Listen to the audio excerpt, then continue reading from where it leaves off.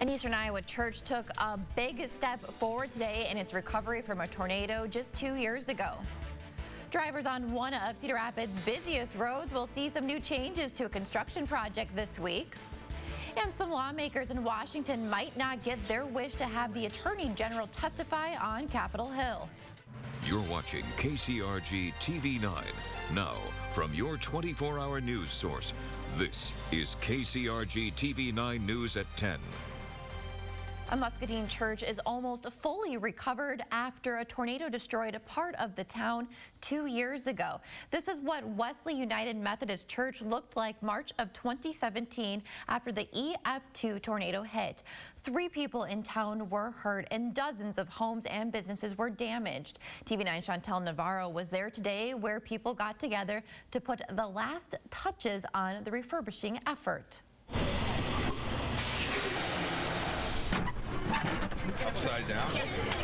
Other way, other way. More than 100 churchgoers, their friends, and the local Boy Scout troop all stuck around after church Sunday for some heavy lifting. You're going to take this corner, and you and I are just going to shoot it out. You can see that the work that's going on here has really brought our church together. Together, people carried out about 12 tons and more than 2,000 pipes off this trailer. Once you guys get here you go. Just barely covered. All right.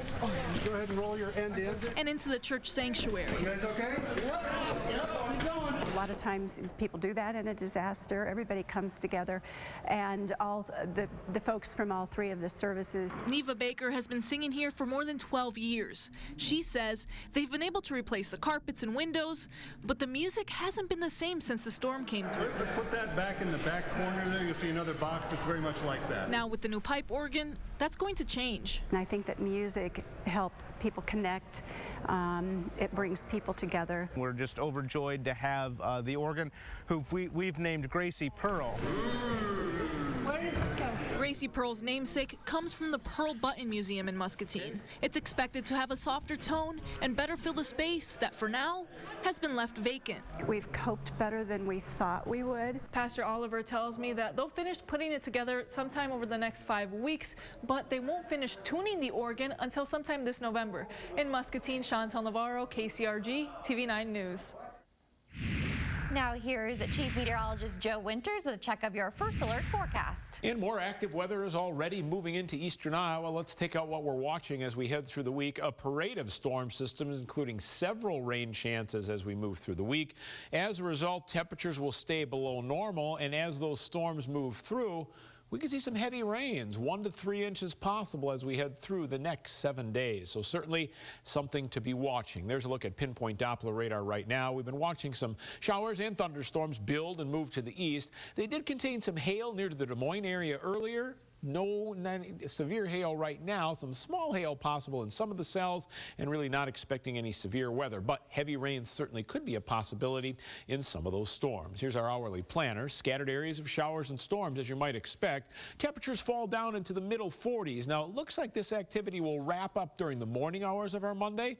We'll get some dry conditions for a period of time and reset the atmosphere for more showers and storms to move in Monday night into Tuesday. We'll take a look at all those storm chances coming up. Thanks, Joe. Starting tomorrow, you won't be able to turn left into the shopping center on Twixt Town Road or Lindale Mall in Cedar Rapids. It's part of the ongoing construction on Collins Road in the Lindale area. Lane restrictions will only allow drivers to turn right from Collins onto Twixt Town in either direction, and that should last through at least the beginning of next week. The entire project should be done by this fall. Also starting tomorrow, drivers in Cedar Rapids won't be able to get on Johnson Avenue from First Avenue for the next 3 weeks. Crews are doing sewer repairs, and downtown drivers might want to avoid 2nd Avenue between 1st and 2nd Streets tomorrow. The eastbound lane will be closed for crane work at a construction site downtown, and that should be done by the end of the day. This week, the Iowa DOT is updating its plans for construction at the I-80 and 380 interchange in Johnson County. Crews are completely redoing the interchange to help with the region's growing population. Tuesday, the DOT is holding a public meeting for drivers to learn more about the construction plans. It's on Tuesday night from 4:30 to 6:30 at the Coralville Public Library. The whole project will take years, with the DOT expecting it to be done in 2024. Work on an all-inclusive baseball field in Dubuque kicks off tomorrow. The people behind the Miracle League are holding a groundbreaking ceremony tomorrow morning. This comes just a few months after the organization learned it would receive a $500,000 state grant to help meet its fundraising goal. In all, the project is costing about $3.6 million. Construction should wrap up in time for the park to open this fall. This week, lawmakers are expected to speak with Attorney General William Barr about the Mueller report. Some lawmakers want some clarification on the Russia investigation, but it's possible Barr might not show up for one of his hearings. ABC's Rachel Scott explains. No. House Democrats looking to zero in on details of the special counsel's report may have to do it without testimony from Attorney General William Barr. Barr is expected to be in the hot seat this week, testifying before the Judiciary Committees in both the House and Senate. Democrats angry at Barr for his rollout of the Mueller report, eager to ask questions. Why did he not allow this report to come out in full, and what is he doing about Russia? Because to me, that's the key thing. But the Attorney General is threatening not to testify at one of the hearings. The Justice Department telling the House Judiciary Committee Barr will be a no-show if members move ahead with their format of questioning. Democrats deciding if they should take up impeachment only have 5 minutes per committee member to question Barr, but they've asked for 30 minutes for committee lawyers to also ask questions at the end of the hearing. Republicans have pushed back, calling the format abusive. Time and time again, Special Counsel Mueller said there was no evidence of collusion.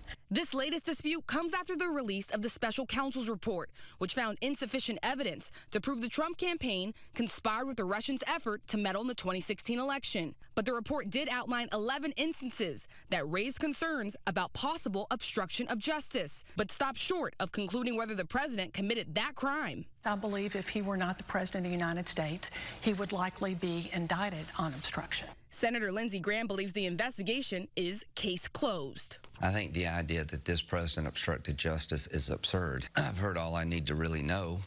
Our latest poll shows the majority of Americans oppose impeachment, although most believe the president lied to the American public. Rachel Scott, ABC News, the White House. Corval Lake has a few more trees just in time for spring and summer. It's thanks to the U.S. Army Corps of Engineers and volunteers who spent their morning planting trees in the area. The Earth and Arbor Day celebration aims to beautify park areas around the dam. Some of the trees replace ash trees that were removed last year. A variety of species were planted, including dwarf oak and a unique species that grows best in floodplains. A lot of people don't even know about pawpaws, but they're a native tree that produces, the fruit kind of tastes like a cross between a mango and banana. The celebration wrapped up with a hike led by park rangers that explored spring plants as well as animals. Hundreds of people packed in the Coral Ridge Mall today to catch the best women's basketball player in the country. Iowa's Megan Gustafson was signing autographs at Shields this afternoon. KCRG TV9's Mary Green reports on this community's excitement. Training camp for the new WNBA season kicks off in less than a week. That means Megan Gustafson will soon be heading out to her new home of Dallas. But first, her fans here in Eastern Iowa want to say thanks and wish her well. Check out just how long this line was. People waited about an hour for their chance to snap a picture with Gustafson and get an autograph. Many of them were girls and young women. Gustafson says she hopes those fans dream big and know they can accomplish anything. Being able to be an inspiration to other people is all that I've ever wanted to do, and University of Iowa has given me such a great platform to do just that. Gustafson will be one of the newest members of the WNBA's Dallas Wings. She says she's very excited to go out and explore her new city and meet all her new teammates. In the newsroom, Mary Green, KCRG TV9 News.